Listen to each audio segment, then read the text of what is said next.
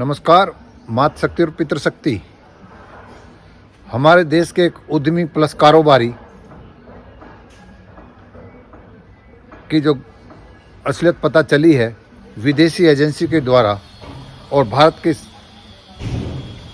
सरकार और उनके समर्थक मंत्री संतरी समाजी आदि आदि उसके विश्वसनीयता पर प्रश्न चिन्ह उठा रहे हैं कि एक विदेशी साजिश है, भारत के लोग उस साजिश में मिले हुए हैं और वो एक सटोरिया है। तो शायद लोगों को ना पता हो, लेकिन हम आपको थोड़ा सा अवगत करा दें कि अडानी खुद एक सटोरिया रहा है। दलाल स्ट्रीट में ये शेयर बाजारी करते थे और एक देश के गृह मंत्री भी उसी गलियारों के निकले हुए हैं। तो इस पे ये कहना कि सटोरिया होना, अगर वो अनर्थ है तो फिर हमारा वाला भी अनर्थ वाला ही होगा।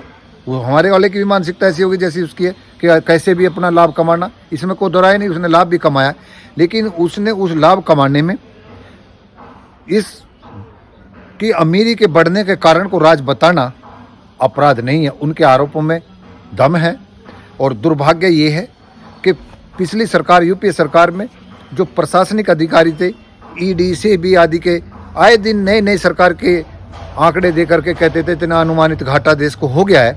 आज वे लाभ के पद लेकर चुप हैं। वर्तमान प्रशासन में बैठे ब्यूरोक्रेट्स चुप हैं, गोदी मीडिया चुप है और जो कोई आलोचना करता है, विपक्ष का हो या आम जन हो, उसको देश का गद्दार बताया जा रहा है, विदेशी लोगों के साथ साजिश करता बताया जा रहा है। बड़े दुर्भाग्य की बात है। स्वतंत्र देश, गणतंत्र देश में ये स्थिति आना इस बात का द्योतक है कि जो हमारे पूर्व में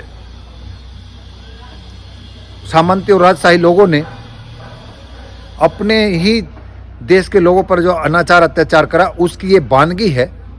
अगर ये लोकतंत्र खतरे में आ गया, संविधान खतरे में आ गया, तो वो वानगी चरित्रार्थ 100% हो जाएगी। उसके आपको दर्शन हो रहे होंगे। तो इसमें उनके आरोपों में कितना दम है कि इस कारोबारी उद्यमी ने चीन के दुनिया में ब्लैक लिस्टेड एक कारोबारी को अपना पार्टनर बना रखा है। अपने दो भाई जिन पर पनामा जैसे कांड में उनकी संलिप्तता पाई गई है और अन्य कई उसमें पाई गई है, उन्होंने विदेशों में फर्जी कंपनियां बना रखी हैं। और वे जो लिस्टेड सूचीबद्ध कंपनी होते हैं, कहते हैं कि जो कंपनी का मालिक है वो इतने शेयर नहीं रख सकता, 75% शेयर इनके पास हैं और खरीद फरोख्त भी वे जो फर्जी कंपनियां इनकी वही शेयर को बूम दे रही हैं और वही शेयर करें। मनी लॉन्ड्रिंग साफ नज़र आती है कि देश का काला धन इनका और इनके समर्थकों का, चाहे वे राजशाही हों, ब्यूरोक्रेट्स हों, वो विदेशों में जाता है और इसी में ये खरीदा जाता है। आम जनता का 6% पैसा इसमें लगा है, लेकिन जो एजेंसियां हैं, बैंक हैं, LIC हैं पब्लिक सेक्टर की, उनमें जो जनता पैसा लगा है वो इनके पास लगा है।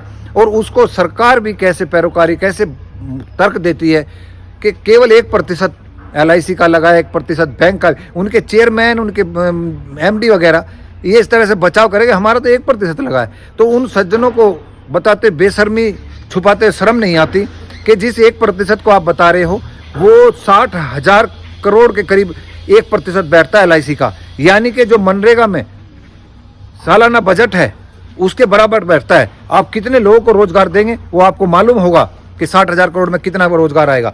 जब इन्हें अपने अनुकूल बात करनी होती है तो ये प्रतिशत बता देते हैं, जब इन्हें जनता का मूर्ख बनाना होता है तो फिर अमाउंट को लाखों में बताते हैं। जैसे किसान सम्मान निधि का आप बताते हैं, उसका प्रतिशत बता दीजिए कितना आप उसको सम्मान दे रहे हैं, तो वो पॉइंटों में आएगा।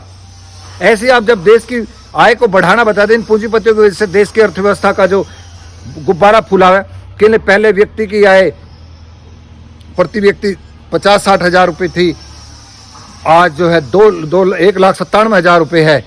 ऐसे डिवाइड कर देते हैं।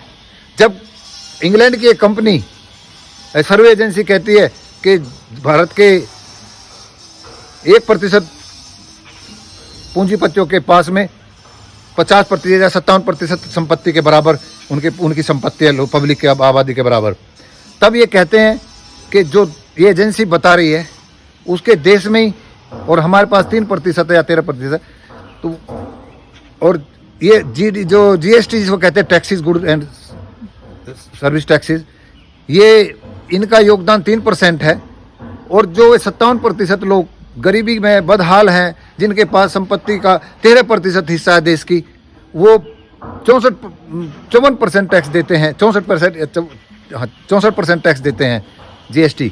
तो आप बार बार ये कहते हैं कि ये कामचोर हैं, टैक्स नहीं देते हैं, फ्री का खाने वाले हैं, तो ये भी बात आपकी अनर्थ हो जाए। तो मैं ये बताना चाहता हूँ, उसमें ये कहते हैं कि वहाँ पर भी तो अमेरिका में, इसमें अन्य देशों में, जिन देशों की ये बताते हैं कि वहाँ पर भी जो आम जन के पास में, अमेरिका में 2.5 है, इंग्लैंड में 1.5 है, चाइना में 6 पॉइंट कुछ है, भारत में 6.5% बताई जा रही है। कहने तो वहाँ भी तो ये स्थिति है उनकी वेल्थ की, आम जनता की, 50% जनता की।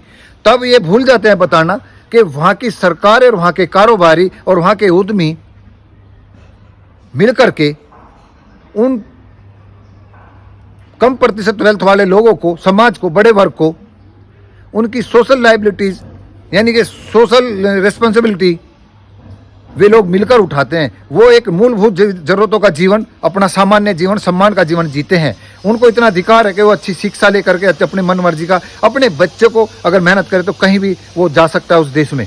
क्या इस देश में ऐसी स्थिति है? तो आप कितना झूठ बोलते हैं।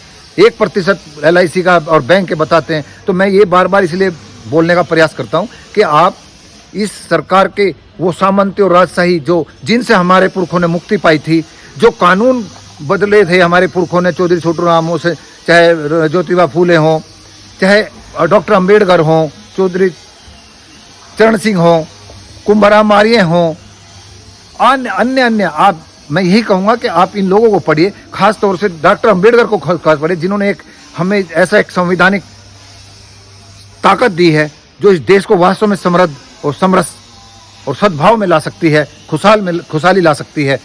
तो मेरा बार बार ये बोलना है, सरकार वास्तव में बहुत झूठी है और सरकार के बीच में इसके जो मशीनरी है, सरकारी मशीनरी, वो अभी पंगु हो चुकी है। आप संयुक्त रूप से इकट्ठे होकर के इनकी इन बातों को उजागर करिए और परिवारवाद का खिलाफत करने वाली इस कारोबारी और उद्यमी के कारोबारी लोग भाई जो हैं, वो जो कुंभाशाही चला रहे हैं, विदेशों में बैठ करके फर्जी कंपनियों से शेयर खरीद रहे हैं और मनी लॉन्ड्रिंग कर रही हैं, ये अपराध है। अगर कोई अन्य कर चुका होता तो अब लोग क्या हाल होता। और जब विपक्ष और मीडिया UPA सरकार में था कि रात दिन बवाल करता था, सड़कों पर रहता था, आज सड़कों पर आने वाले को, बोलने वाले को देश का और धर्म का गद्दार बताया जा रहा है। तो ये वे लोग जो पीड़ित हैं, शोषित हैं, दुखी हैं, वे विचार कर लें कि आपको जाति में, धर्म में, क्षेत्र में बांट करके, भाषा में बांट करके आप अपने आने वाली पीढ़ियों को पैरों में जंजीर डालने का काम कर रहे हैं। नमस्कार।